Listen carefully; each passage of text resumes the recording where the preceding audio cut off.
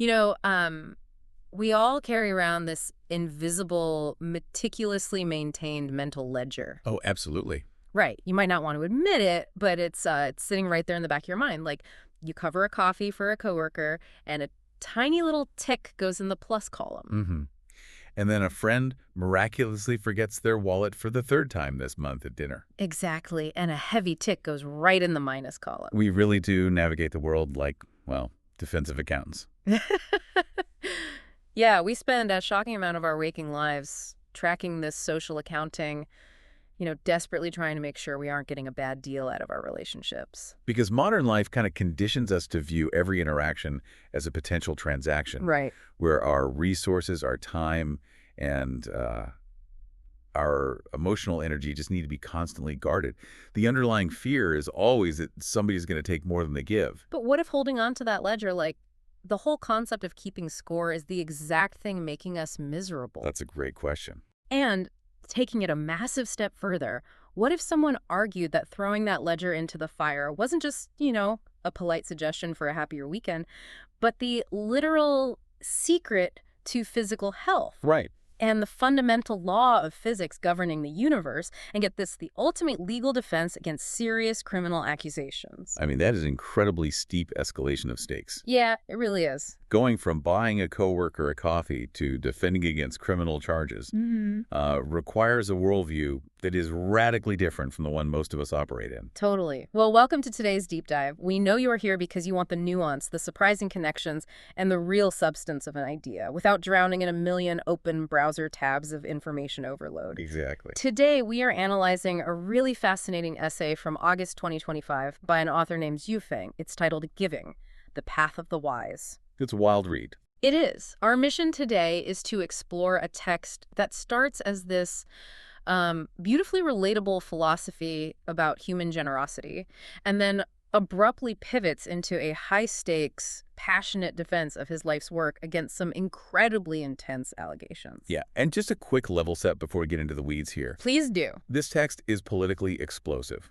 It represents a direct conflict between a community called Lifechanyuan and local authorities, specifically involving police accusations of cheating people for money and sex. Right. Very serious claims. Exactly. So our goal today isn't to play judge or jury or to, validate either side's claims. We are here strictly to dissect the architecture of this argument. Because how this author builds his defense is structurally wild. It really is. Okay, let's unpack this. Because Wei Feng builds his entire cosmic defense starting from the most unassuming suburban scenario imaginable. Right, the barbecue grill. Yes. He starts with a barbecue grill. So he shares this opening anecdote from a summer holiday retreat. A guest comes to stay at his place for a while, and the author decides, completely unprompted, to let this guest use his personal boat entirely for free. He even goes out of his way to fill the tank with fuel so the guest doesn't have to worry about it. Now, notice the dynamic there. It is a completely unprompted, one-sided transfer of resources. Yeah. There's no contract. There's no expectation established up front. None at all. And then when the guest is packing up to leave, they turn around and say, hey, I'm leaving you this brand new gas barbecue grill I just bought, and I'll be back. Oh, wow. Right. And the author points out that letting the guest use the boat was his form of giving, and the grill was the guest's form of giving. Right. In that completely unforced mutual exchange, they both felt immense joy. The friendship deepened. It didn't feel like a transaction at all. It felt like a connection. What's fascinating here is how Xu Feng uses this very mundane exchange to establish a core human truth about social gravity. Social gravity, I like that. Yeah, he's mapping out the fundamental laws of human attraction and repulsion. Like, when someone gives to you freely, you naturally want to draw near to them. Right. But when someone extracts from you or exploits you, your instinct is to create distance. The text actually takes your typical Venmo friend idea to its absolute limit. Oh, the Venmo friend. You know the friend I'm talking about. The one who relentlessly requests $2.43 for your exact mathematically calculated share of the table's appetizer. We all have one. We do. Now compare that to the friend who just casually throws down a card and says, I got the next round, making zero fuss about it. It's night and day. Exactly. One creates this subtle friction that pushes you away, and the other creates a warmth that pulls you in. And Xu Feng asks a rhetorical question based on exactly that feeling. He asks the reader, would you rather be with those who give to you or those who take from you? I mean, the answer is pretty obvious. Right, but he elevates this beyond just having a pleasant weekend or a nice group of friends. He asserts that a human life only feels dignified and worthwhile if people actively want to live, work, and play alongside you. Hmm. If you are an exploiter, you repel everyone around you and your life becomes fundamentally desolate. So if you're listening to this, just mentally scan your own circles right now. Who are the people whose presence just makes your daily life infinitely more joyful because they give without keeping score? Right, who are your givers? Exactly. That feeling of warmth is the baseline Shuafeng establishes. But he doesn't let us stay in this cozy, relatable territory. No, he does not. He takes this concept of social gravity and weaponizes it into an extreme existential binary. Yeah, he breaks the entire human experience down into what he calls the two possible life plots. Yeah. Like there are only two scripts you can follow. Right. So plot number one, you give absolutely nothing to the world and you demand that everyone else serves you. Mm-hmm. And then plot number two, you spend your life serving others and receive absolutely nothing in return. And he tells the reader, straight up, to choose carefully. Because the consequences attached to these plots are severe. He says if you demand service and take from others, you will end up either as a beggar or permanently bedridden with illness. Bedridden, yes. But if you serve others without reward, you will live a life overflowing with health and vitality. The starkness of that dichotomy is just jarring. I mean, there is no middle ground, no compromise where you give a little and take a little. And I have to admit, I had some serious confusion when reading that specific jump in logic. Oh, for sure. Like, I totally understand saying that being selfish makes you lonely or that it makes you miserable emotionally, but he is drawing a direct line from your social behavior to your physiological health. Right. He is literally saying that demanding service puts you in a hospital bed and being generous keeps your cells vital. Like, how does being a nice guy stop you from getting sick? Well, to understand that mechanical leap, we really have to look under the hood at the cosmology the author is operating within.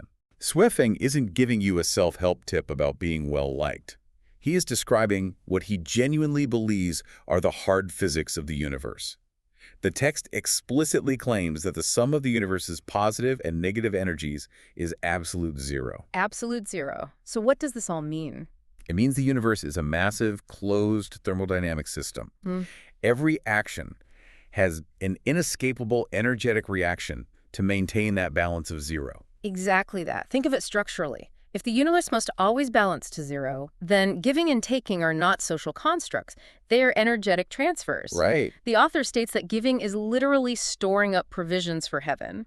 Conversely, taking, deceiving, or exploiting puts you in a, quote, chariot bound for hell. Wow, a chariot bound for hell. Yeah. Let's use a metaphor to map this onto the physical health claim. Think of the human body not as a standalone independent machine, but as a valve in a massive cosmic plumbing system. Okay, I like this. If you only take from others, if you demand service, you are constantly pumping energetic pressure into your own valve without ever releasing it back into the system. Right, so the pressure builds. Exactly. Eventually, that pressure has nowhere to go. It builds up, it corrupts the system, and it physically bursts your pipes. In Shuafeng's view, that ruptured valve manifests as a literal hospital bed. Oh, wow. Yeah, you become bedridden because you structurally disrupted the energetic flow of a zero-sum universe. That is the perfect way to visualize his argument. Drawing energy from others without giving back degrades your own life force. So in this framework, giving isn't a moral choice. It is karmic survival. Yes. It is gravity. If you step off a cliff, you fall. If you only take, you destroy your own biology. So if giving is a rigid, inescapable law of physics that guarantees vitality, what happens when someone who claims to have perfected this law is suddenly faced with total ruin? Right, the pivot. Because that's the stress test this text actually represents. The author isn't writing this philosophy from a peaceful mountaintop. He's writing it with the police metaphorically kicking down his door. The tone of the essay undergoes a massive shift here. We transition from universal cosmology to a very localized, incredibly tense, real-world conflict. Yeah. The author reveals that local police are actively trying to dismantle Lifechanyuan, the movement he leads. He says authorities are working to undermine the faith of its members, whom he calls Chanyuan Celestials, by publicly slapping him with the labels of cheating for money and sex. Now, if we connect this to the bigger picture, the rhetorical strategy unfolding here is a masterclass in narrative framing. How so? Well, when a public figure is accused of serious financial or personal crimes, the standard playbook is to hire a lawyer, deny the specific events, or offer an alibi for a certain date and time. Sure. Feng bypasses the legal playbook entirely. His alibi isn't a timeline. His alibi is his theology. Oh, that's fascinating. He argues that the police will never succeed in pinning these charges on him specifically because he has spent his entire life bound to the laws of that cosmic plumbing system. Let's look at how he deflects the charge of cheating for money. He points to the physical construction of 2 Canadian home bases for Lifechanyuan, Right. and he emphasizes the daily grinding labor of these bases, noting that there were long periods where he was doing the physical work entirely on his own. He deliberately focuses on his physical sweat equity. He isn't portraying himself as a distant leader collecting checks while followers swing the hammers. Yeah, he's the one swinging the hammer. Right. He is demonstrating that he is manually transferring his own kinetic energy into the community. He also notes the community's income was modest, but he always managed to keep the accounts balanced with a tiny surplus. But the most crucial detail he leverages is his claim about personal funding. This part is key. He states that his food, his clothing, his housing, and his travel were exclusively paid for by his own means, never by member donations. He says that in the early days, if members physically pressed cash into his hands, he immediately injected it straight into the construction of the homes. He even claims to have drained all of his own personal savings, which he accumulated from a decade of doing business abroad just to fund the community. And this is where the two halves of the essay really lock together. By detailing his financial ruin for the sake of the community, he is trying to legally prove that he is living out plot number 2. The serving others and receiving nothing plot. Exactly. He is actively demonstrating, look, I am the man who serves others and expects nothing in return. By proving he brought outside wealth into the system and extracted nothing for himself, he argues his energetic ledger is entirely clean. Wow. Therefore, the concept of cheating is physically impossible. That is wild. Then he turns around and tackles the accusation of cheating for sex. And the way he structurally dismantles this charge is equally fascinating because it hinges entirely on how he defines the word cheating. Right. He argues that the charge is pure fiction because cheating as a concept absolutely requires deception as its foundational premise. He is attacking the structural integrity of the accusation. He is positing that a crime cannot exist if its core ingredient is missing. Yeah. If I hand you a glass of water, you can't accuse me of poisoning you if there is no poison in the glass. Right. If there is no deception, there can be no cheating.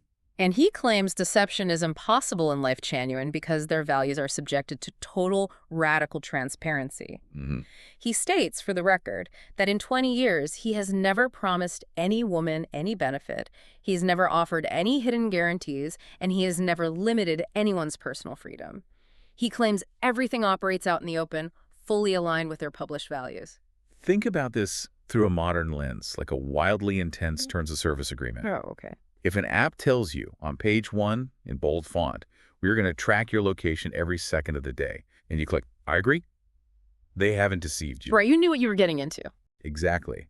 You might not like the terms, and outsiders might find the terms bizarre, but the company didn't cheat you. Feng is essentially arguing that the community is a completely transparent, open source environment. And he drops in this incredibly vivid metaphor to drive the point home. He says for the police to try and attach the label of cheating for sex to a community with no deception is as futile as trying to catch fish by climbing a tree. It's a great image, and the imagery does exactly what he needs it to do. Climbing a tree to catch a fish isn't just a difficult task. You are operating the wrong ecosystem entirely. Yes, you're trying to enforce the rules of the ocean while standing in a forest. Exactly. He relies so heavily on this concept of absolute transparency to render the police's reality completely incompatible with his own. Whether you, as a listener, agree with the community's actual lifestyle practices or not, you just have to acknowledge the structural consistency of his defense. You really do. He built a philosophy about the cosmic power of giving and transparency, and when his back is against the wall, he pulls that exact philosophy down to use as a shield. Which brings us to a critical juncture. Because after mounting this intense real-world defense, he zooms all the way back out. He moves to the spiritual culmination of his argument by introducing the concept of the true I. The true I. Here's where it gets really interesting. Yeah. The text states that only by being selfless can one truly fulfill the self. He argues that only by erasing your ego, having no I, can your true cosmic I actually be realized. Right. And to understand this, he says you can't just look at the world normally. You need what he calls the Dharma eye and the Buddha eye to see these karmic principles at work. Let's define those terms because they aren't just mystical buzzwords thrown in for flavor. Please. In this framework, the Dharma eye is a specific lens of perception. It's the ability to look past the immediate three-dimensional physical transaction and see the invisible energetic ledger underneath it. Okay, I see. Normal eyes see you losing a tank of boat gas for nothing. The Dharma eye sees you gaining cosmic energy that will sustain your life. But wait, here's where I have to throw a flag on the play. Because this entire text feels like it traps itself in a massive paradox. How so? Throughout the essay, Zhuofeng hammers home the point that you must give joyfully without hoping for any reward. Zero expectations. Right. But he just spent the previous 10 pages telling us that giving is the ultimate hack to store up provisions for heaven and guarantee yourself a vital, healthy life. Isn't giving in order to stay healthy and bank heavenly karma inherently a form of expecting a return? This raises an important question, and it probes the deepest tension in almost all spiritual philosophies. Yeah. How do we define true selflessness? If you perform a charitable act fully knowing it will upgrade your cosmic status, is the act still selfless? Think about putting money into an index fund. If I invest $1,000 today and say, oh, I don't care what the stock market does this week, I'm not being generous. No, not at all. I'm just playing a long game because I know the math says I'll be rich in 30 years. I am fully expecting a massive payout. Right. Isn't Zhuofeng's philosophy just a cosmic index fund? It's a psychological loophole. You're still keeping a ledger. You've just outsourced the accounting to the universe. It's a really sharp critique. And Zhuofeng attempts to resolve this exact friction in his conclusion. His final instruction to the reader is to simply give and leave the rest to the Tao. The Tao. Yes, the Tao, in this context, being the natural flowing order of the universe. Leave the rest to the Tao. But how does that solve the index fund loophole? By changing the relationship to control. Yes, you might intellectually know the universe eventually balances its zero-sum equation, but leaving it to the Tao means relinquishing the demand to dictate how, when, or if you get paid back in this lifetime. Oh, I see. The index fund investor expects cash on a specific timeline. The person aligned with the Tao gives up the timeline entirely. It's the difference between manipulation and alignment. That's a good way to put it. You aren't giving to force the universe to make you healthy. You are giving because it aligns your frequency with the natural state of the universe. And health is simply a byproduct of that alignment. Okay, I see the distinction he's trying to make, even if it requires a massive leap of faith. Or a huge leap. And if you're listening, think about how aggressively difficult that mindset shift is in our modern corporate society. Seriously. We are literally trained to network. We do favors specifically so we can call in favors later when we need a promotion or a connection. To truly give without secretly keeping that mental ledger in the background, I mean, it requires overriding our most basic, hardwired survival instincts. But Zhuofeng would argue that we simply have the wrong definition of survival. Right. Our instincts tell us survival means hoarding resources. His cosmology says hoarding resources is the fastest way to physically destroy yourself. Let's take a breath and look at the sheer distance we've covered today. It's a lot. We started this deep dive looking at a simple, almost folksy exchange of a boat ride for a barbecue grill. From that suburban lawn, we escalated into a massive closed-loop theory of zero-sum thermodynamics, where your generosity literally dictates the health of your physical body. And ultimately, we watched how that exact cosmic framework served as a profound, impenetrable legal defense for a man fighting for the survival of his community. It is an incredibly dense, layered progression of ideas. It really forces you to reevaluate the invisible mechanics behind every interaction you have. It doesn't let you off the hook. It certainly doesn't. So as we wrap up, we want to leave you with one final thought to mull over, something that stretches these cosmic rules we've been unpacking to their absolute limit. Consider this. If Zhuofeng's text is entirely accurate, and the universe truly functions as a closed system balancing at absolute zero, what does that mean for the broader world we live in? Yeah. Does that mean every single tiny act of taking, every minor corporate exploitation, every small deception we witness daily inherently creates an invisible, heavy, cosmic debt? Wow. And if that is true, is that debt something that absolutely must be violently paid back by the system, even if we never get to see the ledger balance out in our own lifetime? That is a massive, heavy thought to carry with you the next time you find yourself tallying up who owes who for dinner. It really is. Maybe it really is time to just throw the mental ledger away. Thank you for joining us on this deep dive. Keep questioning, keep exploring the hidden architecture of the ideas around you, and we'll see you next time.